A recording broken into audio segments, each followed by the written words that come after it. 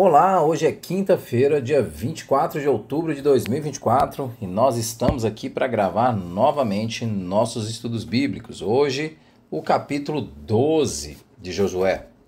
Hoje nós vamos ler apenas um versículo do capítulo 12 de Josué, mas você sabe, eu sempre te oriento, leia o capítulo todo, vem aqui, volte, ouça o estudo, compartilhe esse estudo com outras pessoas para que elas também possam ter mais informação sobre o texto bíblico, edificar a sua vida e edificar a vida de outros. Na verdade, eu vou ler mais de um versículo. Também tenho falado para vocês que é necessário desenvolver um método sistemático de leitura da Escritura. Então faça isso, desenvolva um método sistemático de leitura da Escritura. Isso vai te ajudar a compreender melhor a Escritura, a saber melhor sobre a Escritura e vai evitar erros comuns quando as pessoas leem a Bíblia de maneira toda parcelada, pegando um texto às vezes determinado, depois indo para outro texto, elas se perdem na leitura. Não faça isso, leia de maneira sistemática. Eu costumo indicar a Bíblia 365, mas você pode buscar um método que julgar mais interessante para você. Por último, acompanhe os canais digitais da nossa igreja para que você possa ter acesso a todos os dias que temos estudos aqui na igreja.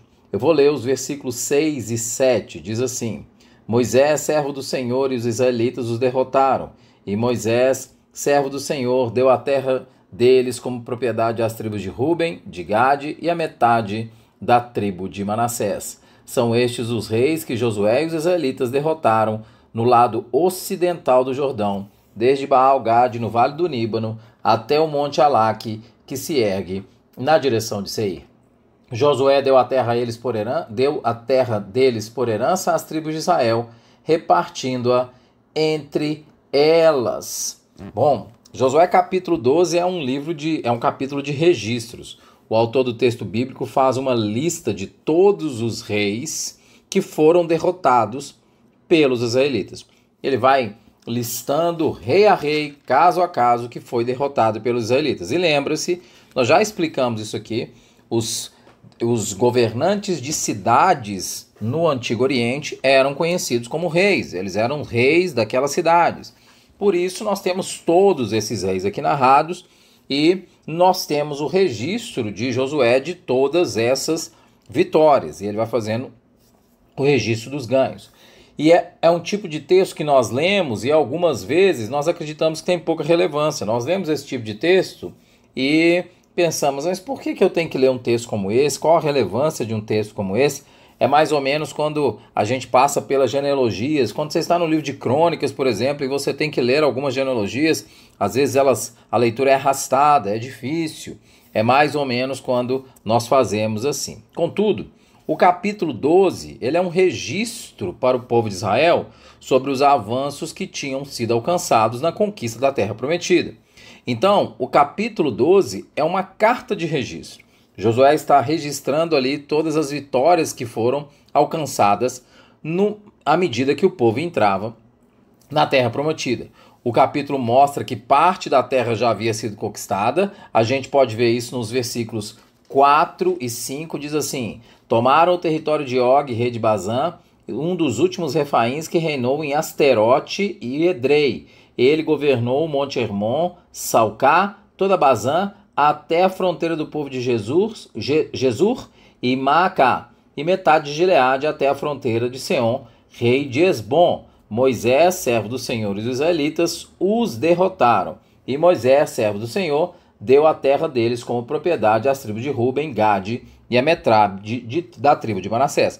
Você se lembra bem, quando aconteceu essa luta, essa derrota, nós já estudamos aqui o livro de Deuteronômio, quando Moisés vence essa batalha, as tribos de Gade, de Ruben, Gade, a meia tribo de Manassés, pedem que elas fiquem do lado oriental do rio.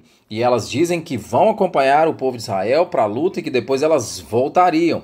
Então, é exatamente isso que está narrado aqui. Ele diz que o texto mostra que parte da terra já havia sido conquistada. Também mostra as conquistas que foram estabelecidas a partir do trabalho da liderança de Josué no lado ocidental do Jordão. Foi o que a gente leu no versículo 7 aqui da narrativa.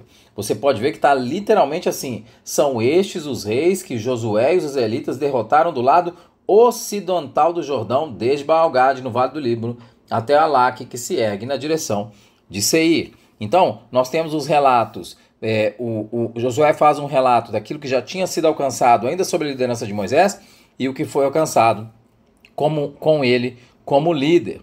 Mas por que nós temos um capítulo que simplesmente narra as conquistas, narra as vitórias? Por que registrar a história dessa forma? Por que registrar as vitórias que foram alcançadas? Deus instruiu Josué a cuidar da memória do povo de Israel. Essa é a razão. Eu vou repetir isso. Deus instruiu Josué a cuidar da memória do povo de Israel. E nós vamos ver a importância disso hoje no estudo, tentando ir além da instrução dada a Josué, pensando um pouco além disso.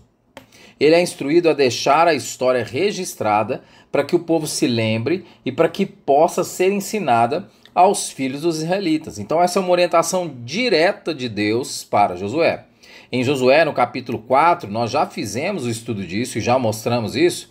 Deus diz a Josué em seu versículo 6, elas servirão de sinal a vocês. No futuro, quando seus filhos lhes perguntarem que significam essas pedras, respondam: as águas do Jordão foram interrompidas.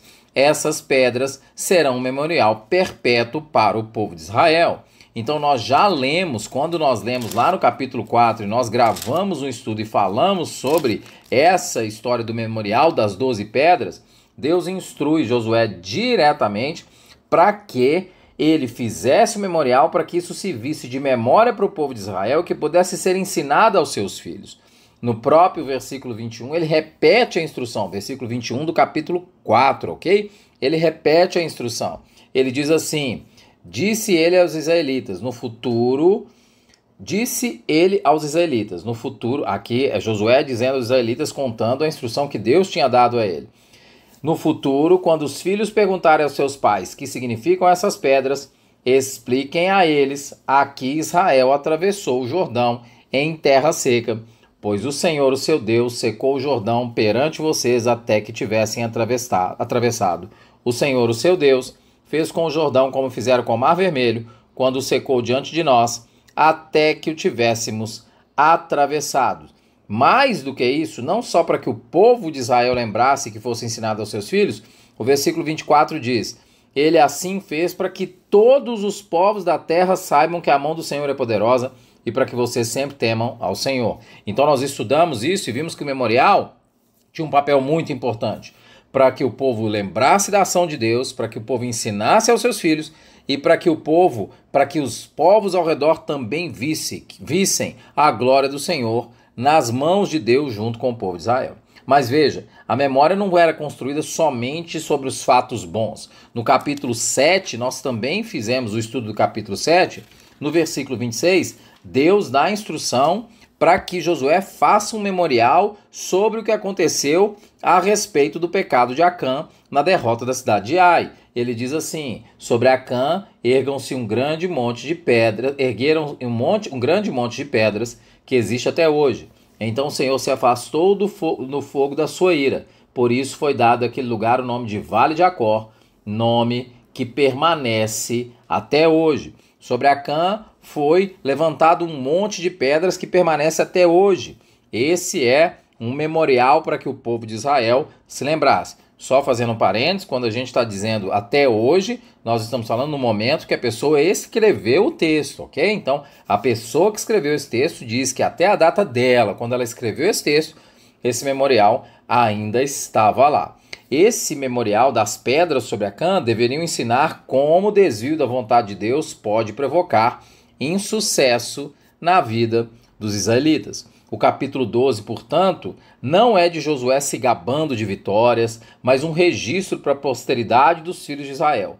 Tanto assim o é que nós estamos lendo o registro nesse momento. É tão importante para registro da memória que nós estamos aqui lembrando desses feitos de Josué, porque eles foram registrados. Mais do que isso, se está na Escritura, nós podemos ter confiança que se trata de um texto inspirado por Deus para o ensino do seu povo. Ou seja, a Bíblia diz que toda a Escritura é útil, ela é inspirada, ela é útil para a correção, para o ensino, para a instrução na justiça. Então, esse trecho da Escritura também o é. Se nós estamos tendo acesso a essa memória, ele também é inspirado por Deus para nos advertir sobre as coisas. Essencialmente, a mensagem aqui é: nós deveríamos nos atentar ao passado. Ele é a chave para o crescimento da igreja. Tome cuidado com o que eu acabei de falar para que você entenda o contexto que eu estou dizendo isso. Ver como Deus agiu no passado e age é essencial para a compreensão da vontade de Deus. É assim que ele fez na história da sua igreja. Os irmãos da Reforma Protestante destacaram que a gente chama de solas ou somentes em latim. E um dos solas ou somentes que eles apontavam era somente a Escritura. Somente a Escritura deve ser fonte de inspiração e regra de fé e prática para um cristão. Um cristão deve se basear na Escritura como regra de fé e prática. Portanto, o que ele tem que fazer? Ele tem que estudar a Bíblia.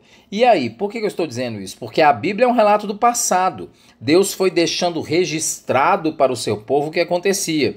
E esse registro tinha o propósito de ensinar o caráter do povo de Deus. Mas veja, não só a Bíblia. Você pode ver que após a Escritura ser escrita e entregue para os cristãos, a gente tem o que a gente chama dos pais da igreja, aqueles que tiveram uma convivência direta com os apóstolos, que também aprenderam deles e deixaram registrado a história da igreja. Em suma, é fundamental estudarmos a Bíblia e a história da igreja, porque aí nós aprendemos muito sobre o que é certo e sobre o que é errado.